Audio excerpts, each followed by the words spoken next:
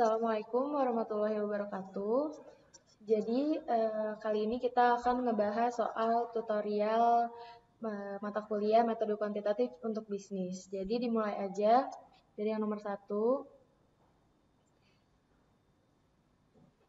Jadi dari soal udah diketahuin kalau di sini PT Unilever akan ngebuat 2 jenis sabun muka untuk perempuan dan laki-laki. Nah, untuk perempuan tuh dibutuhkan zat X sebanyak 2 mili dan zat Y-nya sebanyak 6 mili dan untuk satu produknya akan menghasilkan profit sebesar Rp3.000. Nah, kalau untuk yang sabun untuk laki-lakinya dibutuhkan zat X sebanyak 5 mili dan zat Y-nya sebanyak 3 mili dan akan menghasilkan keuntungan atau profit sebanyak Rp2.000. Nah, zat yang tersedia di pabriknya tuh zat X-nya sebanyak 200 mili dan zat Y-nya sebanyak 360 mili. Nah, dari data tersebut kita bisa dapat fungsi tujuan.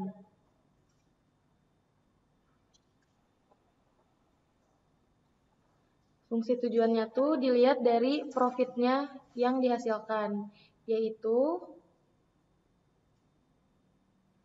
profit maksimal dengan untuk sabun untuk perempuan plus 2000 L untuk sabun laki-laki. Terus di sini juga kita bisa mendapatkan fungsi kendala. Fungsi kendalanya tuh yang pertama dilihat dari zat X-nya yang diperlukan, yaitu yang pertama 2P karena untuk yang perempuan yang ini plus 5L yang laki-laki sama dengan zat yang tersedianya, yaitu 200. Lalu yang kedua, yang bagian zat Y 6P tambah L sama dengan 360. Lalu di sini P lebih dari sama dengan 0 dan L lebih. Nah, dari data yang udah tersedia, langkah pertama kita adalah cari titik potongnya. Yang pertama kita lihat dari persamaan 1 yang ini. Persamaan 1, kita mau nyari titik potong yang P-nya dulu. Di sini 2P tambah 5L sama dengan 200. Karena kita mau nyari yang P-nya, berarti di sini L-nya kita jadi 0. Dikaliin 0. 200. Di sini berarti jadi 2P tambah 0 sama dengan 200. 2P sama dan P-nya berarti 200 bagi 2. Jadi P-nya 100. Nah, udah didapetin ini, berarti kita dapat titiknya 100,0. Lalu dari masih yang persamaan 1 juga, masih pakai persamaan 1, tapi kita carinya titik potong untuk tadi masih sama, pakai 2P tambah 5L sama dengan 200. Tapi karena jadi 2 kali 0 tambah 5 kali L sama dengan 200. Ini jadi 0 tambah 5L sama dengan 200. 5L sama dengan 200. L-nya berarti 200 bagi 5, yaitu 40. Dari hasil ini dapat diketahui bahwa titiknya tuh 0,40. Terus habis itu kita pindah ke yang persamaan kedua. Sama nyarinya titik potong P dan yang P dulu yang pertama.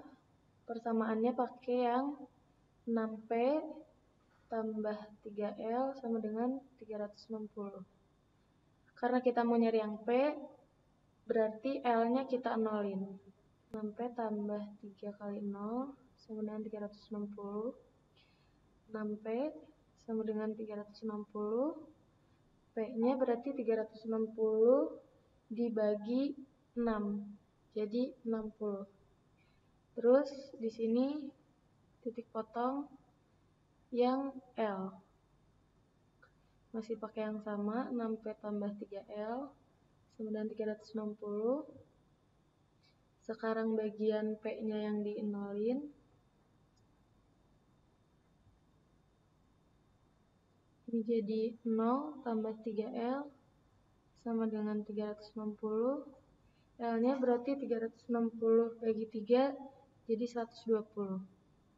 Yang ini kita dapatkan titik 0,120 dan yang P ini kita dapatkan titik 60,0.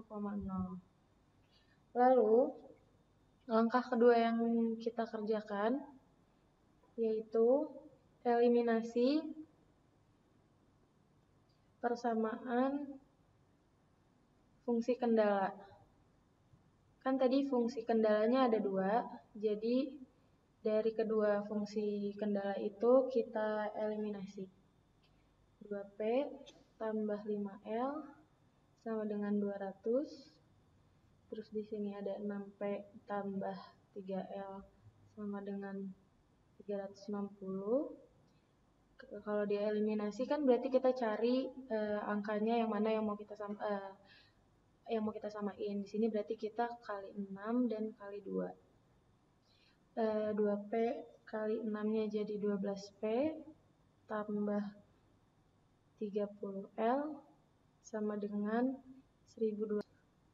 Dan di sininya 12P tambah 6L sama dengan 720. Terus kita kurangin, P-nya habis, 30 dikurangin 6 jadinya 24L sama dengan 480. L-nya berarti 480 dibagi 24, hasilnya jadi 20. Kita udah dapat L-nya segini, lalu kita masukin lagi untuk nyari L-nya. 2P tambah 5L sama dengan 200. 2P tambah 5, tadi L-nya udah diketahui dari sini. Jadi kita langsung masukin aja 200. 2P tambah 5 kali 20, 100 sama dengan 200. 2P sama dengan 100-nya kan pindah ke sebelah sini. Jadi dia jadi minus. Jadi 2P sama dengan 100. Berarti kalau udah kayak gini tinggal 100 dibagi 2. Jadi P-nya sama dengan 50. Nah, setelah itu, setelah diketahui titiknya, kita bisa ngegambar grafiknya. Ini untuk yang L, dan ini untuk yang P. Tadi kita udah nemu hasil L-nya ada yang 40 dan 120. P-nya yang 60 dan 100. Kita tarik garis sesuai tadi dari persamaannya.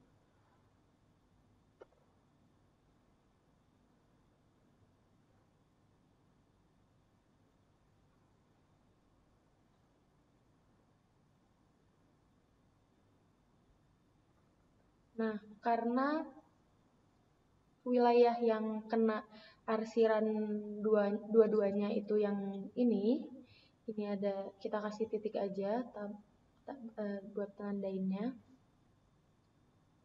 Titik C dan ini titik D. Kita buat kalau A berarti kan 0,0, kalau B berarti 0,40 yang tadi, kalau D itu 60,0, dan yang kalau C itu yang tadi sebelumnya udah kita bahas yang terakhir, yaitu titik 50,20. Nah, dari titik-titik yang udah diketahui ini, kita masukin lagi ke fungsi tujuan yang tadi. Kita tadi punya fungsi tujuan dari profit. Fungsi tujuannya itu yaitu 3000 P tambah 2000 L. Nah, angka-angka yang di sini, titik ininya tuh dimasukin ke sini. Jadi yang pertama, untuk titik A, kita ada 0,0. Jadi berarti 3000 kali 0 tambah 2000 kali 0, hasilnya 0. Yang B, 0,40. Ini berarti kali 40. Sama dengan berarti 80.000. Lalu yang C, 50,20. Berarti ini 3000 dikali 50 tambah 1000 kali 20. Sama dengan hasilnya 190.000. Lalu yang D, yang terakhir ada 60,0. Berarti 3000 dikali 60 ditambah 2000 dikali 0. Sama dengan 180.000. Nah, dari sini kita bisa mengetahui kalau profit yang didapatkan oleh perusahaan maksimumnya tuh ada pada titik C. Ada pada titik C. Ini tuh maksudnya PT Unilever akan mendapatkan profit sebesar 190.000 jika menghasilkan produk sabun cuci muka untuk perempuan sebanyak 50 dan sabun cuci muka untuk laki-laki sebanyak 20. Jadi kita di sini bikin kesimpulannya. PT Unilever harus sabun cuci muka untuk perempuan banyak 50 piece dan sabun cuci muka untuk laki-laki sebanyak 20 piece untuk dapat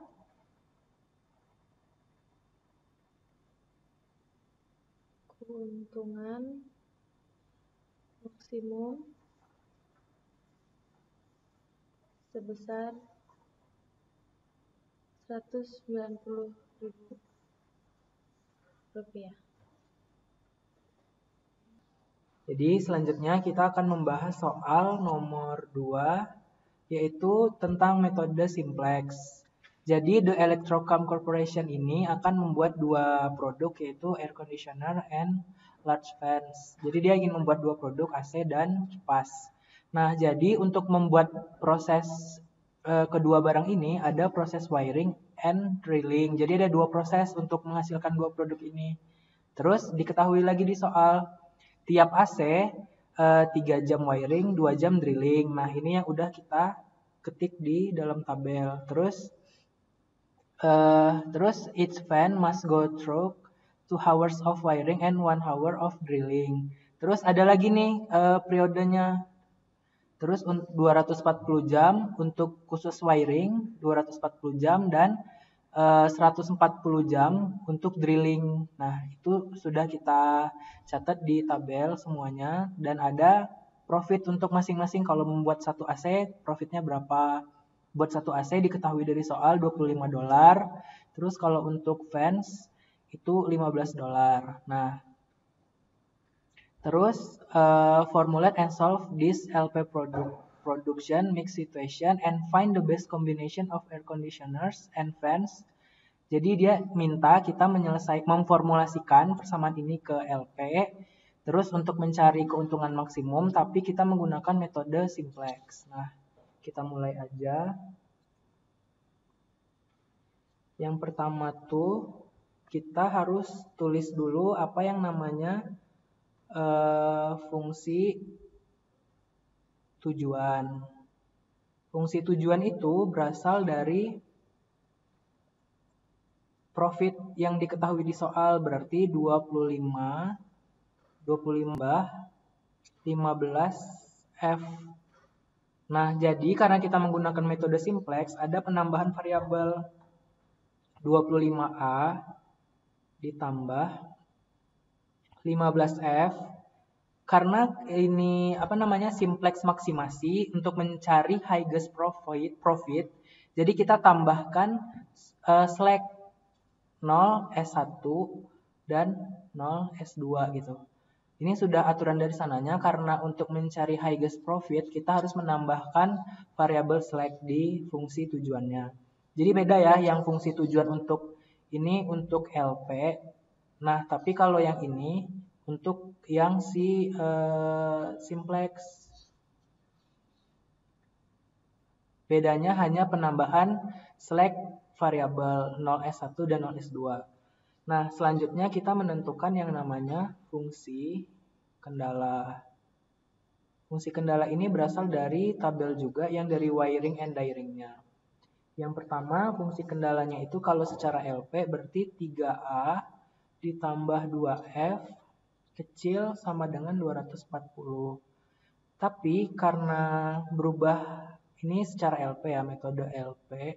Karena kita disuruh menyelesaikan dengan metode simplex, berubah menjadi 3A tambah 2F tambah 1S1 tambah 0S2 sama dengan 240. Nah, jadi untuk tanda lebih kecil sama dengan, karena maksimalnya kan 240. Jadi kita hanya boleh paling banyak tuh 240, tidak boleh lebih dan atau tetap. Makanya kita gunakan tanda lebih kecil sama dengan. Dia nggak boleh lebih besar dari 240 jam. Karena ini sudah periode kapasitas maksimum dari wiringnya 240 gitu. Terus fungsi kendala yang kedua berarti sesuai tabelnya 2A ditambah F lebih kecil sama dengan 140. Nah, karena ini simplex jadinya 2A tambah F tambah 0S1 tambah 1S2 sama dengan 140. Nah, dari kedua persamaan flag, jadi yang sebelumnya lebih kecil sama dengan, tandanya berubah jadi sama dengan. Di sini juga kecil sama dengan, jadi sama dengan. Nah, di sini kenapa 1S1 dan 0S2? Ini kan fungsi kendala yang pertama, jadi yang ada variabel slack-nya itu di S1-nya. Kalau khusus persamaan kedua, di S2-nya yang ada satunya, berarti S1-nya 0 gitu. Jadi kayak biar gampangnya kalian bersilangan gitu. Kalau misalnya di fungsi pertama S1 yang ada 1, kalau di fungsi kedua itu yang S2-nya yang ada 1 gitu. Sesuai persamaan keberapanya. Nah, setelah kita membuat fungsi tujuan dan fungsi kendala, kita lanjut ke yang namanya iterasi. Nah, jadi CJ ini kita isi sama solution mix ya, karena ini iterasi 1, berarti ini S1, ini S2. Ini karena masih iterasi 1 ya. Dan ini sebenarnya ada nilai uangnya 25, 15, 0, 0. Ini dolar ya satuannya.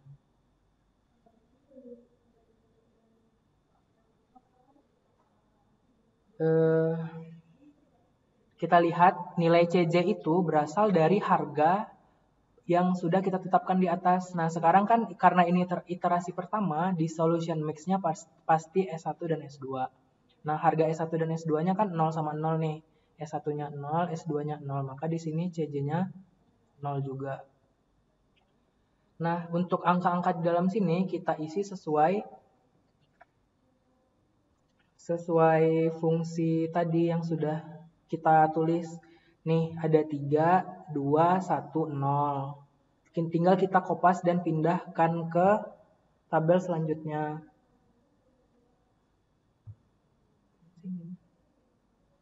Berarti ini 3, 2, 1, 0, 2, 40. Dan di bawahnya 2, 1, 0, 1, 140. Nah, tinggal kita pindahkan ke tabel sini. Berarti tadi 3, 2, 1, 0, 2, 40. Untuk S2 berarti dari persamaan kedua ya tadi.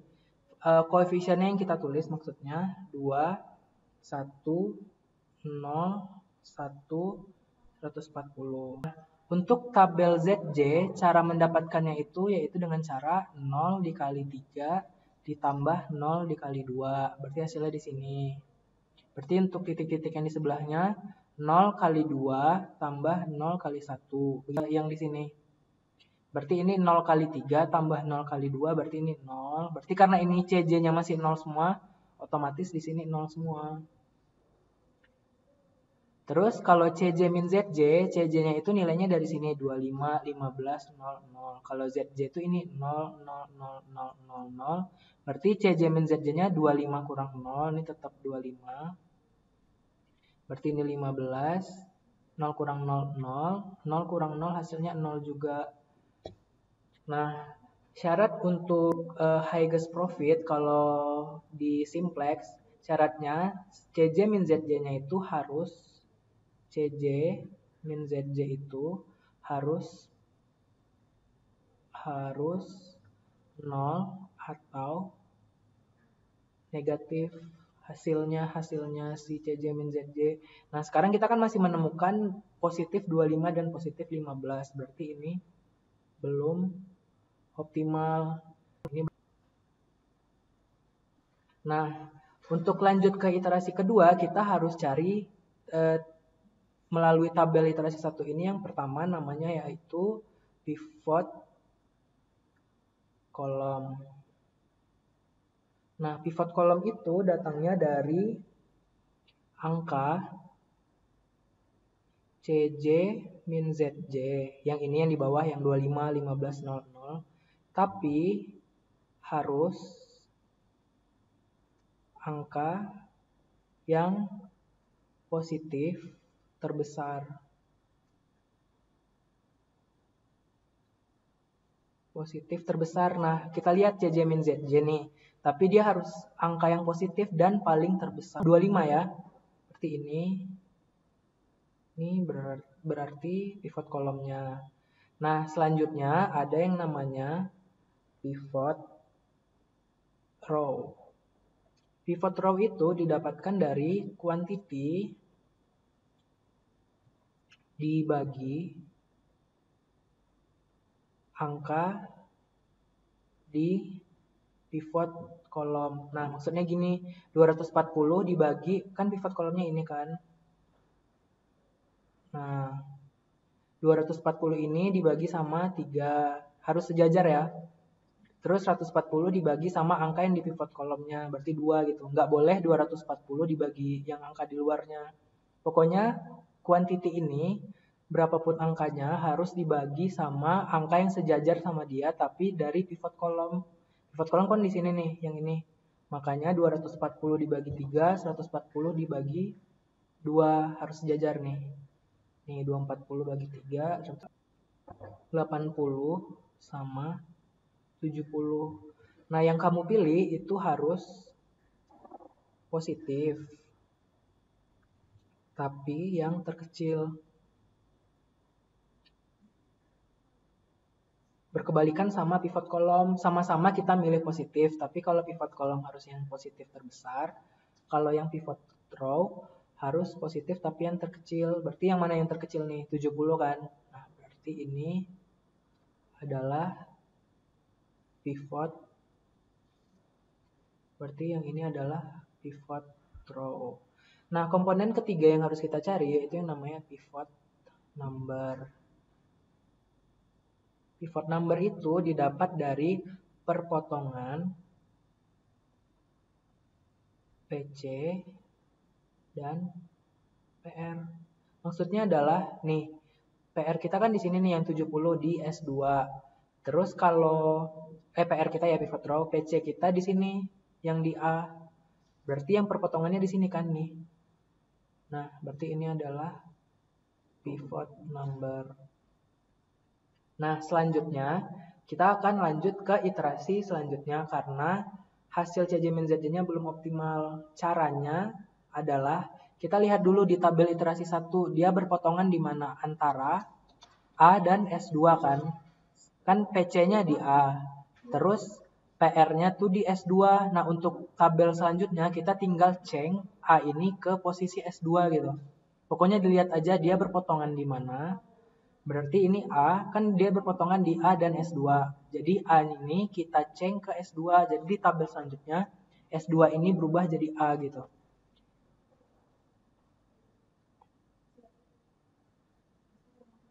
Nah, tadi kan A di sini. Terus kan berpotongan sama yang di S2 kan. Berarti A-nya diceng ke sini jadi gini A. Terus di sini tetap S1 tapi dikasih pembeda gitu.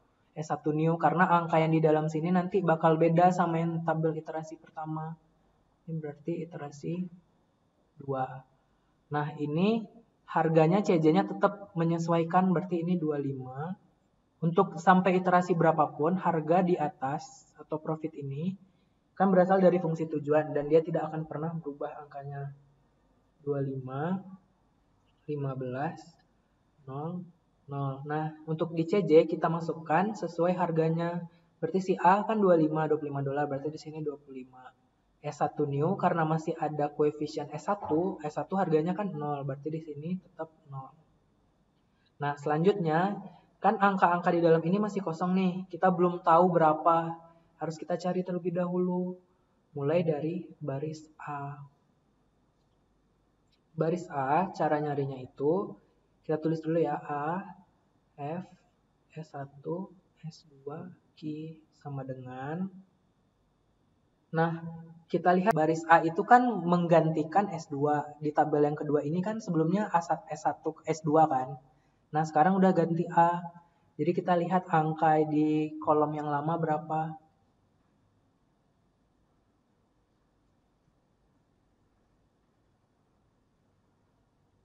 Nah, ini ada 2. Kan tadi di tabel yang kedua kan di S2 ini berganti jadi A. Nah, sekarang kita lihat angka yang di tabel pertama ada 2, 1, 0, 1, 140. Nah, di sini kita tulis. Seperti di sini 2, 1, 0, 1, 140. Nah, ini tuh datang dari tabel S2 lama. Nah, setiap angka ini kita bagi sama yang namanya pivot number. Pivot number kita tadi berapa? 2 kan, berarti dibagi sama 2 semuanya.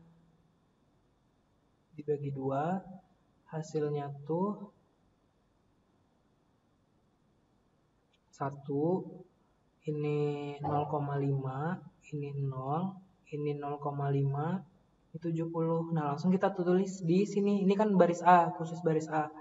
Tulis di sini 1, 0,5, 0, 0,5 sama 70. Nah, sekarang kita cari buat baris S1 new. Nah, caranya sama. Kita tetap harus lihat S1 yang lama gitu.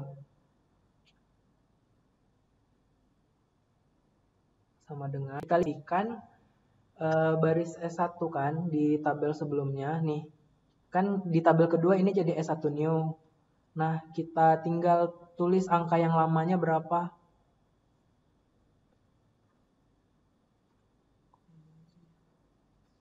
Tadi dikat aja ya kalau yang kayak gini.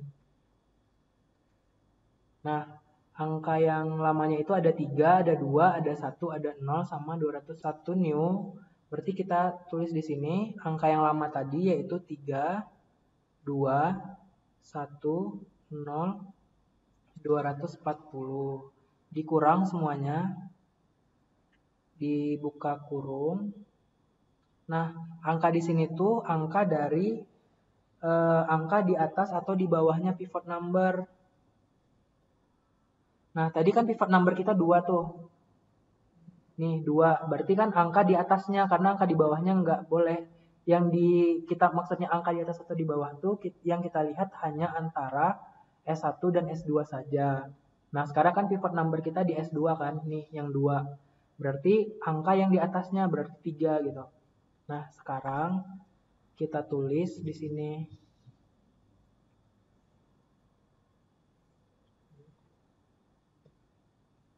Nah, di sini 3 semuanya. Ini angka di atas pivot number ini dari S1 lama. Berarti semua yang 2 dari sini dari pivot number. Nah, 3 ini semuanya berasal dari angka di atas S1 lama. Ini angka di atas pivot number. Nah, semua ini kita kali semuanya dengan hasil dari baris A yang udah kita cari tadi. Yang ini yang 1, 0,50. Berarti tinggal kita tulis ya. 1, 0,5, 0, 0,5, 70. Nah, hasilnya tuh 0, 0,5, 1, min 0,5, sama 30. Nah, tinggal kita tulis baris S1, angka dari hasil S1 new ini ke sini. 0, 0,5, 1, min 0,5, 30. Nah, cara nyari ZJ sama kayak tadi. 0 kali 0 tambah 25 kali 1. Ini 25. 0 kali 0,5 tambah 25 kali 0,5. Ini hasilnya 12,5. 0 kali 1 tambah 0,5 tambah 25 kali 0,5. Berarti ini 12,5. Ini 0 kali 30 tambah 25 kali 70. Hasilnya itu 1750. CJ min ZJ-nya sama, baris CJ dikurang sama ZJ-nya, berarti 25 kurang 25, 0, 15 kurang 12,5, 2,5, 0 kurang 0, 0, 0 kurang 12,5 min 12,5. Terus selanjutnya, nah kita lihat lagi hasil CJ min ZJ-nya. Untuk kalau dia optimal kan harus 0 atau negatif. Nah, sedangkan di sini masih ada yang positif nih. Berarti ini belum optimal. Tabelnya masih harus lanjut ke iterasi selanjutnya. Nah, sekarang kita lihat lagi. Kita cari yang namanya pivot kolom. Itu tadi dari CJ min ZJ kita lihat, tapi hasilnya kan, karena sisanya adalah 0 dan negatif. Berarti otomatis ini yang pivot kolomnya. Setelah pivot kolom dapat, cari lagi yang namanya pivot row. Pivot row dibagi berarti 30 dibagi sama angka di pivot kolom kan. 30 bagi 0,5. 70 bagi 0,5. Hasilnya tuh 60 sama 70. Ingat kalau pivot row kita pilih positif, angka positif, tapi harus yang paling kecil. Seperti ini ya.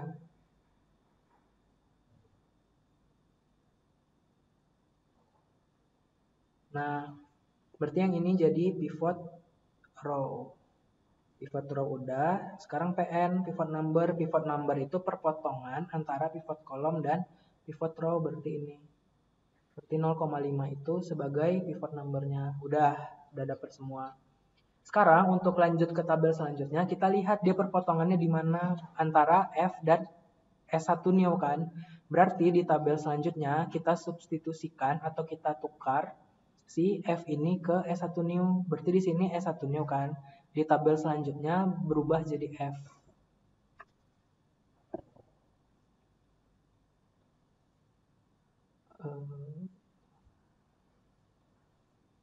Terdikat aja yang kayak gini. Nah, tadi kan di tabel sebelumnya di atas ini S1 new karena berpotongan dengan F, berarti F-nya di sini kita ceng. Dan di bawahnya tetap A, tapi kita jadikan pembeda. Dalam sini kan nanti akan berbeda. unnew gitu.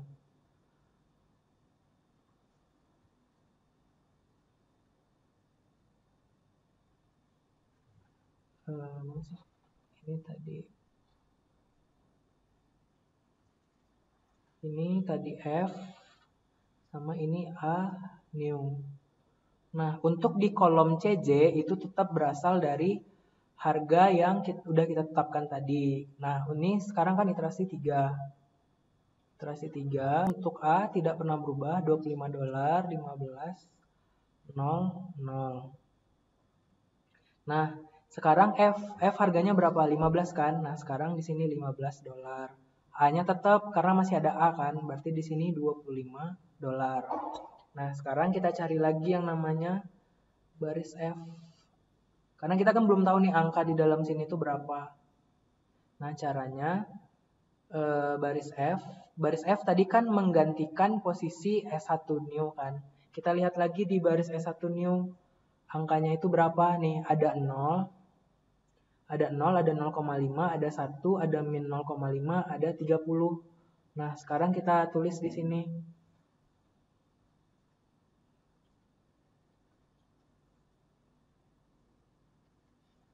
Di sini kita tulis ini A, F, S1, S2, Q.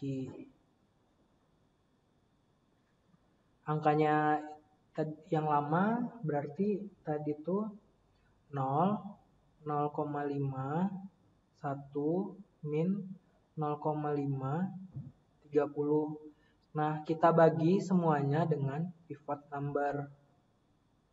Pivot numbernya tadi 0,5 kan, 0,5, 0,5, 0,5, 0,5. Hasilnya itu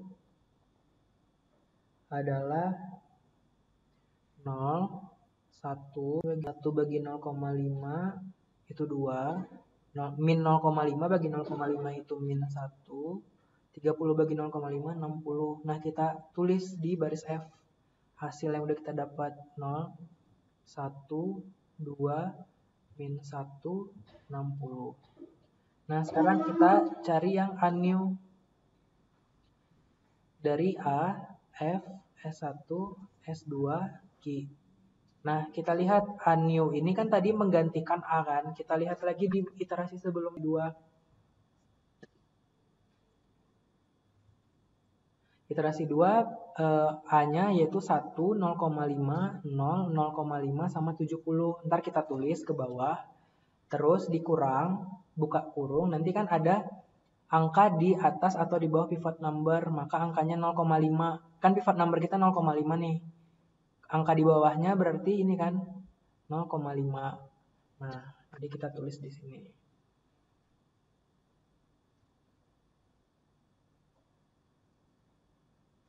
Nih, tadi kan ini angka yang di baris A yang lama. Angka di baris A yang lama barusan kita lihat ada 1, 0,5, 0,5, 0, 0,5, 70. Ini dikurang semuanya, dikurang. Buka kurung. Nah, ini angka di atas atau di bawah pivot number tadi. Angka di bawah pivot number kan 0,5, berarti sampai ke bawah 0,5 semua. Dikali semuanya sama hasil dari baris F. Berarti dikali 0, dikali 1, dikali 2, dikali negatif 1, dikali 60. Nah, ini tuh hasilnya 1, 0, negatif 1, 1, 40. Nah, kita tulis di sini di unnew 1, 1, 1, 40. Cari ZJ sama kayak tadi. 15 kali 0 tambah 25 kali 1, 25. 15 kali 1 tambah 25 kali 0, 15. 15 kali 2 tambah 25 kali negatif 1, hasilnya 5. 15 kali min 1 tambah 25 kali 1, hasilnya 10. Terus 15 kali 60 tambah 25 kali 40, hasilnya tuh berapa sih kemarin? Aku cari lagi. Ini ntar di pos aja ya. 15 kali 60 tambah 25 kali 4. Nah, jadi yang untuk tabel di sini 15 kali 60 tambah 25 kali 40 hasilnya tuh 1900. Nah, sekarang itu 25 kurang 25 ini 0, 15 kurang 15 itu 0, 0 kurang 5 itu negatif 5, 0 kurang 10 itu negatif 10. Nah, dari syaratnya sudah memenuhi karena untuk simplex maksimasi hasil CJ min ZJ-nya itu harus 0 atau negatif, berarti sudah memenuhi semua. Nah, berarti ini sudah optimal. Jadi untuk kesimpulannya, ini 60 dan 40 itu adalah sebagai kuantitas yang harus kita produksi berapa. 1900 itu adalah profitnya, sama dengan profit maksimumnya berapa. Jadi kita harus membuat 60 fan dan 40 AC agar menghasilkan keuntungan maksimum sebesar $1.900. Nah, jadi kita tulis ya kesimpulannya. Agar mendapatkan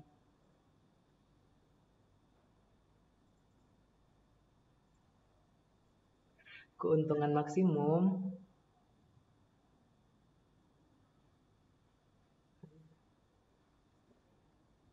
perusahaan membuat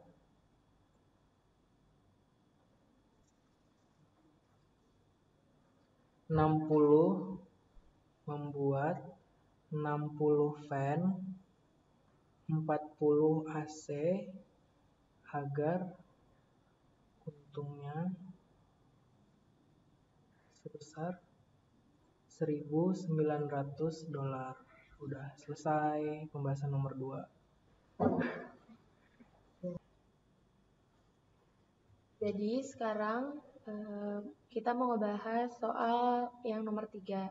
Di sini tuh katanya diketahui kalau ada perusahaan manufaktur yang mempunyai pabrik yang berlokasi di 3 kota, yaitu di Melbourne, Sydney, sama Brisbane. Nah, mereka tuh memproduksi meja, dan meja ini tuh bakal didistribusikan ke 3 kota, yaitu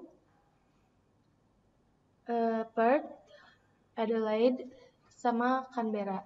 Nah, terus di sini tuh katanya udah diketahuin shipping cost-nya atau biaya pengirimannya. Kalau dari Perth ke Melbourne, dari Melbourne ke Perth 10, kalau dari Melbourne ke Adelaide 16, dan seterusnya. Jadi di sini kita langsung masukin aja, karena tadi shipping cost-nya udah diketahui 10, 12, 18, 16, dan sebagainya. Kita tuh pertama-tama lihat dulu tadi di soal diketahui kalau kapasitas dari pabrik masing-masing tuh berapa. Tadi tuh di soal diketahuin kalau dari Melbourne tuh ada 120 unit. Terus abis itu di Sydney ada 200 unit. Dan di Brisbane itu ada 160 unit. Terus demand dari kota yang akan didistribusikan tuh di Perth tuh ada 140, di Adelaide ada 160, dan di Canberra itu ada 180. Nah, ini semua 3 kalau ditotalin jadi 480. Nah, yang pertama yang harus kita lakuin adalah kita cari dulu penalty row-nya.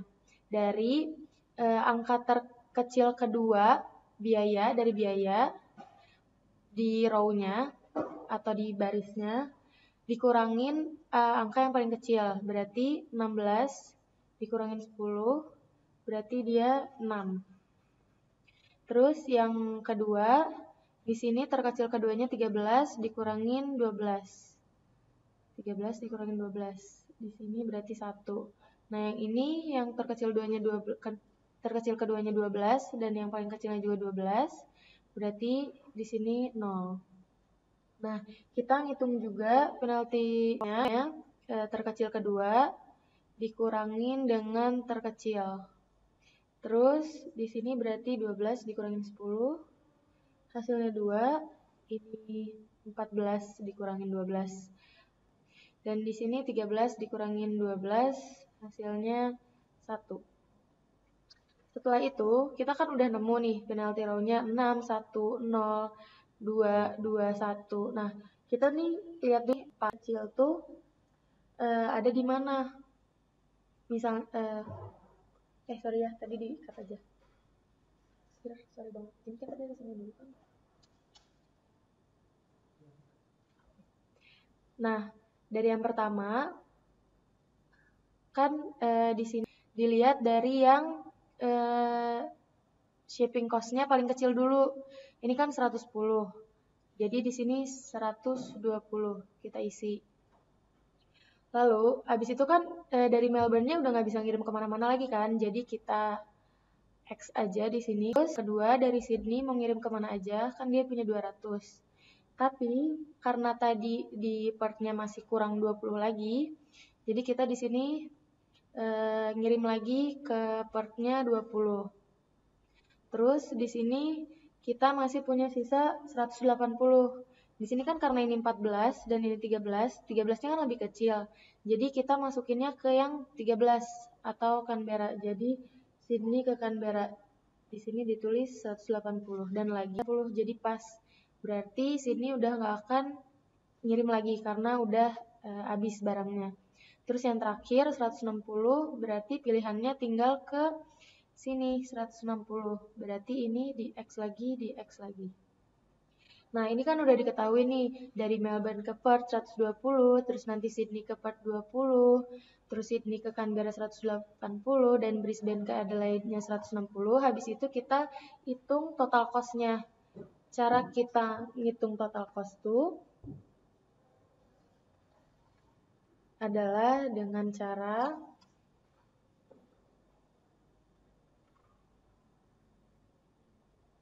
kita tadi cari dulu dari mana ngirimnya. Yang pertama kan dari Melbourne ke Perth. Dia kan tadi ngirim 120 barang atau 120 unit. Terus dikali sama shipping cost-nya.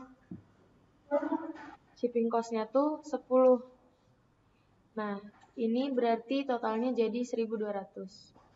Terus abis itu dari Sydney ke Perth lagi, karena tadi dia masih punya sisa kan, 20 kali 12. Ini berarti 240. Terus abis dari situ Sydney yang kirimnya sebesar 80 dikali shipping cost-nya 13, jadinya 2.340. Terus yang terakhir dari Brisbane, Adelaide, dia ngirim barang sebanyak 160 dikali shipping cost sebesar 12, jumlahnya jadi 1.920. Nah, cost-nya ini dijumlahin semua dan hasilnya tuh 100. Berarti kesimpulannya adalah perusahaan harus mengirim barang atau meja itu dari Melbourne ke Perth, terus Sydney ke Perth, terus Sydney ke Canberra, dan yang terakhir Brisbane ke Adelaide dengan total minimum biaya transportasi sebesar 5.700. Nah, selanjutnya kita akan membahas soal terakhir dari tutorial UTS metode kuantitatif. Nah, di sini kasus Fix It Stop yang baru saja menerima 3 proyek untuk memperbaiki radio, oven pemanggang roti, dan meja kopi yang rusak. Nah, ada 3 pekerja, masing-masing ada kemampuan yang berbeda untuk melakukan pekerjaan untuk yang 3 proyek ini, radio, oven, sama meja. Nah, terus pemilik toko pun sudah memperkirakan berapa biaya dalam upah dan menetapkan masing-masing pekerja ke 3 proyek. Tapi sewaktu-waktu The Fix X Stop menambahkan 1 orang pekerja. Nah, jadi pekerjanya itu jadi 4, ada Adams, ada Brown, ada Cooper, sama Davis. Terus tapi proyek yang harus mereka kerjakan tuh masih tetap 3. Cuman untuk memperbaiki radio, oven pemanggang roti, dan meja kopi. Nah, selanjutnya untuk mengerjakan soal seperti ini, kita tambahkan yang namanya itu dummy, itu isinya 0 semua. Kenapa kita menambahkan kolom dummy? Karena pekerja kita ada 4 orang, sementara proyek yang harus kita kerjakan itu cuma 3. Jadi orang pekerja itu lebih banyak daripada proyek yang harus kita selesaikan. Makanya kita tambahkan kolom dummy. Nah, setelah itu, yang pertama kita harus melakukan yang namanya reduksi baris. Berarti di sini ada Adam, ada Brown, ada Cooper, sama Davis. Terus di sini ada proyek 1, ada proyek 2, ada proyek 3, sama dummy. Nah, mengurangkan dari tiap masing-masing baris, kita pilih angka terbesar dan kita kurangkan ini dikat nanti ya. Nah, jadi untuk reduksi baris, kita mengurangkan angka di tiap barisnya itu dengan angka terkecil. Nah, jadi di baris Adams, angka terkecil kan 0. Jadi semua angka kita kurangkan dengan 0. 11 kurang 0, 14 kurang 0, 6 kurang 0. Gitu sampai si Davis. Kita pokoknya tiap baris kita pilih angka yang paling kecil berapa. Berarti kan otomatis 0 semua. Nah, setiap angka di tiap baris kita kurangkan dengan angka yang paling kecil tersebut. Berarti 11 kurang 0, berarti di sini 11. Berarti angkanya tetap saja ya, 14, 6, 0, 8, 0, 9, 12, 7, 0, 10, 13, 8, 0. Nah, jadi tabel reduksi baris itu kita dapatkan dengan cara seperti tadi. Nah, setelah kita menentukan tabel reduksi baris, selanjutnya adalah tabel yang namanya tuh reduksi kolom. Reduksi kolom itu sama konsepnya. Kita tulis dulu, ada Adam, ada Brown, ada Cooper, sama Davis. Terus ada proyek 1, proyek 2, proyek 3, sama dummy. Nah, kalau tadi kan per baris tuh di iniinnya, dikuranginnya. Sekarang per kolom ini, per kolom 1, kolom 2, kolom 3, sama kolom dummy. Sama kita pilih angka paling kecil dari tabel reduksi baris ini, kita pilih angka paling kecil. Berarti kalau dari kolom pertama, angka paling kecilnya kan 8. Kalau di kolom kedua, angka paling kecilnya ada 10. Di kolom ketiga, angka paling kecilnya ada 6. Terus di dummy 0. Nah, jadi setiap untuk direduksi kolom nanti dapatnya tuh dari 11 kurang 8, 8 kurang 8, 9 kurang 8, 10 kurang 8, kayak gitu. Jadi semua angka di tiap kolom kita kurangkan dengan angka yang paling kecil dari kolom tersebut. Nah, berarti untuk kolom kedua 14 kurang 10, 10 kurang 10, 12 kurang 10, 13 kurang 10 gitu. Nah, langsung saja kita tulis hasilnya. Hasilnya itu ada 3, karena 11 kurang 8, 3, 8 kurang 8, 0, 9 kurang 8 itu 1, dan 10 kurang 8 itu 2. Nah, sisanya tinggal ditulis, dihitung. 4, 0, 2, 3, terus 0, 5, 1, 2. Ini berarti tetap ya kolomnya. Nah, selanjutnya yang memiliki komponen angka 0 lebih dari 2 kita tarik garis. Ini kayak gini. Berarti ada di sini, ada di sini, sama di sini. Kan ini angka 0-nya lebih dari 2 kan? Ada 1, ada 2. Di sini juga di baris kedua ada 1, ada 2, ada 3. Makanya kita tarik garis gini. Nah, kayak gini. Nah, selanjutnya langkah terakhir kita menentukan yang namanya yang namanya tuh langkah terakhir yaitu tabel modifikasi. Nah, jadi kita lihat angka dari tabel reduksi kolom tadi. Nah, jadi kita pilih angka yang paling kecil di luar yang tidak kena garis yang mana? Berarti 1 kan? Nih, pokoknya kita fokus sama angka yang tidak terkena garis yang sudah kita tarik tadi. Berarti 1 kan? Ada 1, 2, 1, 2, 3, 2. Nah, kita pilih angka yang paling kecil, berarti 1. Nah, khusus yang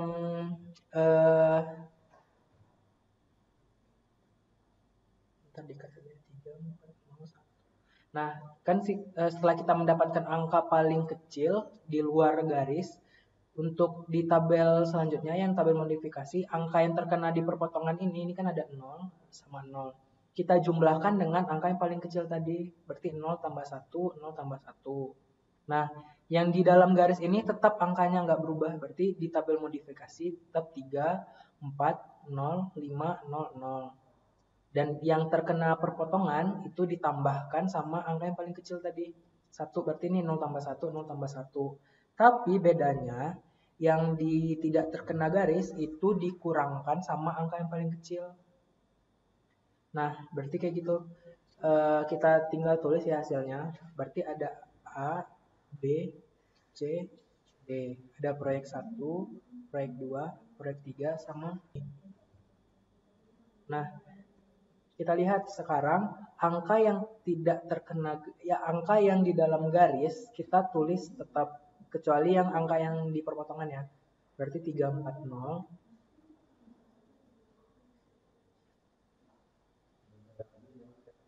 Ya. Berarti 340 terus 0, 5. Angka yang terkena perpotongan tadi kan di sini 0 sama kita tambahkan sama angka yang paling kecil berarti 1, ini 1. Terus angka yang di luar yang tidak terkena garis kita kurangkan dengan angka yang paling kecil tadi. Berarti 1 kurang 1 jadi 0, jadi 1, jadi 0, jadi 0, jadi 0. Ini dikurang 1 jadi 1, jadi 2, jadi 1. Nah, sekarang kita harus lihat apakah kalau assignment ini kan intinya satu orang hanya boleh memperkerjakan ke satu proyek. Nah, sekarang kita lihat kalau A bekerja di 3, B otomatis C tidak boleh bekerja di 3 karena sudah dikerjakan oleh si A. Nah, ini coret, ini nggak boleh. Berarti B mengerjakan proyek kedua, C mengerjakan proyek ke-1, dan D mengerjakan proyek ke dummy. Intinya, kesimpulan akhir yang harus kita ambil ketika mengerjakan soal assignment, satu orang hanya mengerjakan satu proyek, hanya boleh satu, tidak boleh merangkap dua pekerjaan. Nah, jadi kesimpulannya, ini sudah satu orang sudah melakukan satu pekerjaan, maka kesimpulannya, itu kesimpulan. Aduh, cepet yuk. Nah, jadi Adam mengerjakan proyek ke-1 dengan total cost-nya 6. Ini total cost-nya kita dapatkan dari soal yang belum diubah-ubah. Brown mengerjakan proyek kedua dengan total cost-nya sebesar 10. C mengerjakan proyek ketiga deh. Maaf, ini proyek ketiga. Ini proyek kedua. Terus si C mengerjakan proyek ke-1 dengan total cost-nya $9. Dan si Davis mengerjakan proyek dummy dengan tidak ada cost yang dikeluarkan. Nah, kita jumlahkan, totalnya itu ada $25. Assignment cost minimum sebesar $25 dengan memperkerjakan A di 3, Brown mengerjakan proyek kedua, C mengerjakan proyek ke-1, dan D D. Mengerjakan proyek dummy. Selesai.